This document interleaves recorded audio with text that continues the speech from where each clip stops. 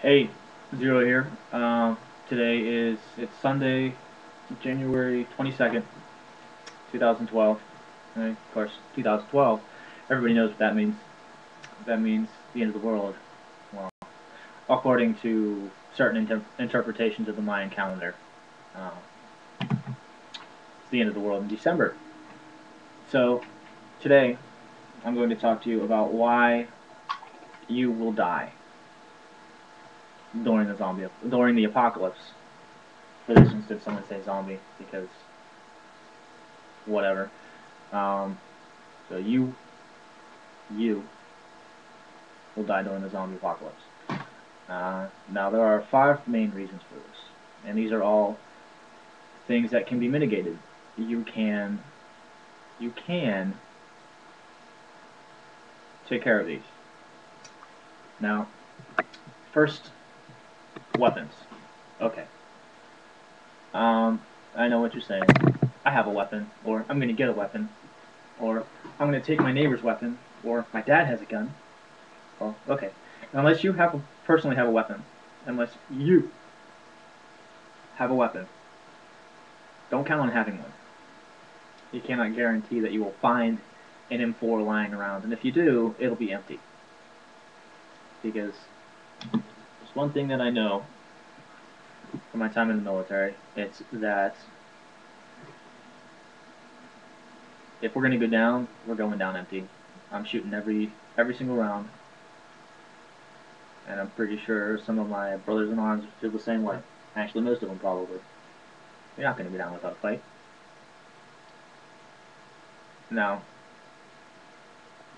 there's the whole melee. Melee, melee, melee. Yeah, yeah, yeah. Melee, they don't run out of ammo. They don't run out of ammo. They're quiet. They're quiet. Quiet. Yeah, but, well, it takes a lot of force to bludgeon someone to death. This is a lot harder than most people think. A lot harder than most people think. It's the hardest bone in the body. So, you're going to need a lot of force with a bat to crush it. Or with a mace, or, pretty much any blunt force trauma, you're gonna. I mean, I've been hit with a bat. Survived. Full force. Survived. So, that's just an indicator right there. Going by the laws of zombie physics, I should be dead because I got hit with a bat. Well, no, that's not the case. Bladed weapons, okay, yeah, bladed weapons, they can decapitate. Okay. Again, it takes quite a bit of force, quite a bit of training too, actually, so that you hit the right spot, that you don't get stuck in bone, that you don't overswing it or miss and nick yourself. It also takes, you need a high quality blade to be able to hold up to that. And actually, a fair amount of muscular strength. A fair amount of muscular strength. Because think about it. Full force, full force, full force, full force. Regardless, it's going to be tiring. It's going to be very tiring. If you don't believe me, go out sometime with your weapon, your machete or katana, and practice it. Try it. Cut through a bunch of watermelons. I don't know. I can't really think of anything that's solid like bone, but try it. You'll find it's more difficult than you think, and it's more tiring than you think. Okay. I plan on using my firearms. I have quite a bit of training in them. Training in them. That's the emphasis there. I have training. If you want to use firearms, make sure you know how to use them. I know, I know. Oh, you pull the trigger, you point. No, it's being able to shoot a moving target. while you are moving as well, or even stationary. Stationary is difficult. Stationary. It takes quite a bit of practice. Quite a bit of practice. So go for it. Get some training. Regardless, uh, if you want to be within arm's reach of them with a melee weapon, go for it. Of course, if you're within reaching, if they're within your reach, you are within their reach. So, just something to think about. And blood, splatter. I don't know. I don't really want to be close to something that infectious. Okay, but if you do get a firearm or a blade, just don't get a cheap one. Make sure you get a high quality. So not a, $100 katana that you buy at an import shop in the mall or something like that. No, no, no. If you get a weapon, which you should, train on it. That's the end of that. That's that. Okay. Now, next I'm going to talk about equipment. Um, unless you've actually used your equipment, you don't really know what's useful, what isn't. Um, that it is possible to have too much gear. I've seen it.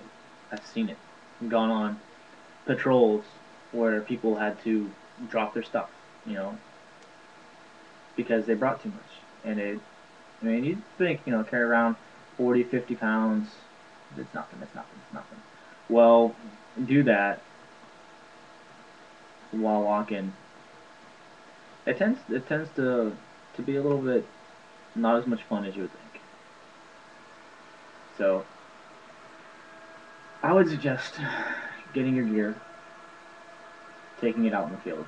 Go survive in the woods on it. Take a 3-day vacation. Hell, take a week. Go a week. Spend a week in the woods with just your gear. See what holds out, what doesn't. It may give you ideas. It probably will give you ideas as to what you actually need and what's just cool stuff to have that is kind of useless. So, practice. Survival skills. This includes being able to find edible plants, medicinal herbs, being able to find true north, being able to navigate using a map and a compass,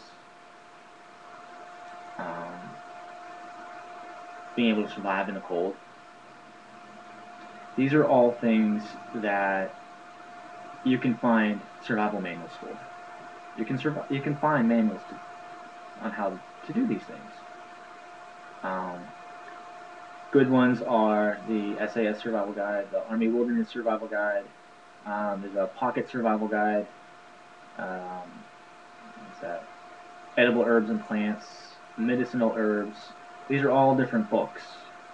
Boy Scout manual. The Boy Scout Survival Manual. I'm sure they have something like that. I was never a Boy Scout, so I don't know.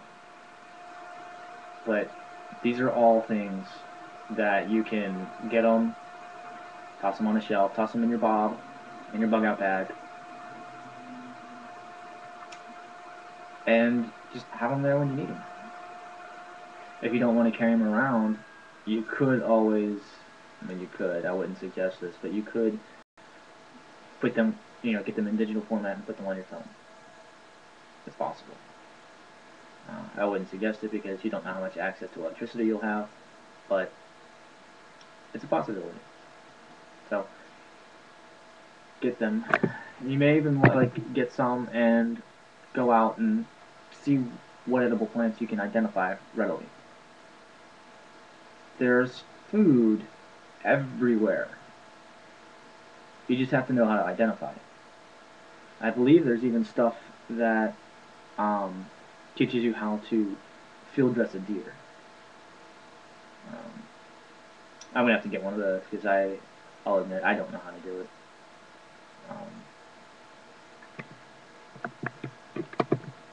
Okay, what's next? Other people and fitness, physical fitness. I'm going to cover physical fitness first. Um, it's very important. Now, I'm not saying you have to be super skinny or anything, or a complete stud, but you want to be physically fit, or at least relatively physically fit. And if you live in America, there's 60% of us, over 60% of us are overweight. And yeah, you can survive longer because of body eating your own fat or something like that. But there's a whole lot of health problems that go along with it. And it's just, you feel better. You feel better when you're in better shape. I'm not saying lose weight. You can be 300 pounds. If you're physically fit, fine. Um, so exercise and, go on a diet. Eat healthier. Healthy body, healthy mind, you'll survive better. Other people. Now, a lot of people that I've come across in these survival, these zombie survival things, they're all gung ho, shoot 'em up, killer, ruthless, cold. No, no. If the human race is going to survive as a species, we need to be able to work together. We need to be able to go through our conflicts and not just kill everybody that we come across. Um, it's argued that survival of the fittest and such, that that's human nature. But I'm an anthropologist. Trust me when I tell you this, that is not human nature. We are actually much more compassionate. It's hardwired into us. So, don't just kill everybody. I know there are some psychos out there who will survive, who will just kill everybody. And yes, those people are sick and need to be put down. But as the whole, people are much better than we think they are. People are much better than that. So, as a recap, get a weapon, be it firearm or melee, and practice with it. Become familiar. Be able to utilize it. If it's a firearm, be able to disassemble it in the dark and put it back together. That's a good goal. That's a good goal. Um, Equipment, rock your stuff out. Practice with it. See what works, see what doesn't. Survival skills, hone them. Everyone is capable of learning how to survive. Everyone. Get the manuals to learn how to do it. Physical fitness. Exercise and diet. Exercise and diet. Become physically fit. You don't have to, kill yourself exercising. You work up to things. Just become more physically fit. Other people, exhibit compassion. Don't just kill everything. It's January. The end of the world isn't going to happen until December. So, what the hell? Oh, well, I don't know why my screen's flashing like that. But it's January. The end of the world happens at the end of December. So, you have plenty of time to prepare. You may survive. You may. You may. If you take these suggestions that I'm making into consideration. And with that, I'm going to sign off. Stay frosty.